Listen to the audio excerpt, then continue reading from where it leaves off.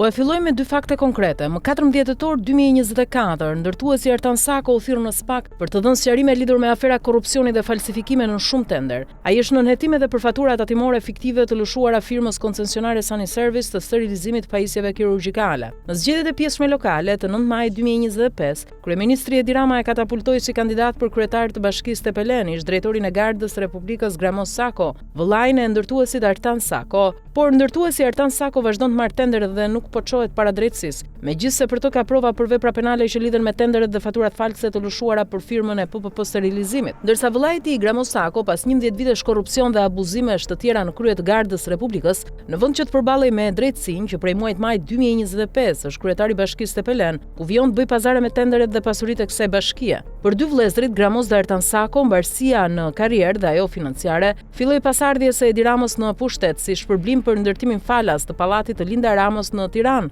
dhe vazhdon ende përmes kompanive të tyre, kryesisht kompanisë 2T SHPK. Sipas regjistrit të Agjencisë së Prokurimeve Publike dhe Thesarit të Shtetit, kompania 2T SHPK e vëllezërve Gramos dhe Ertan Sako, gjatë 12 viteve pushtet të Edi Ramës ka marrë rreth 157 milionë euro tender, gjysma e tyre pagar me dokumente false dhe me vlera kontratash 95 deri 100% të fondit limit për të cilat kompania është në nënhetim nga SPAK. Përveç kësaj vlere, kompania e vëllezërve Sako ka marrë edhe koncesionin për 4 hece private në lumin Zallok Shtun të Bulqizës me afat kontrate prodhimi dhe shitje energjie për 35 vite. Kompania e tyre ka marrë pagar edhe koncesionin e mbetjeve të Kamzës me vlerë kontrate 16.2 milionë euro për 12 vite, si edhe të drejtën për të shitur mbetjet e riciklueshme për llogaritë të saj. Më 18 tetor 2023, Edi Rama u dha vëllezërve Gramos dhe Ertan Sako koncesionin për ndërtimin e centralit të energjisë fotovoltaike në zonën Gryk të Fierit duke u dhuruar 30 hektar tokë shtetërore. Më 13 qershor 2022 ata krijuan kompaninë e përbashkët ndërtuese Rafeved Al Torok Shqipëri SHPK në ortakrim me shtetasin Abdulaziz Al Arifi nga Arabia Saudite.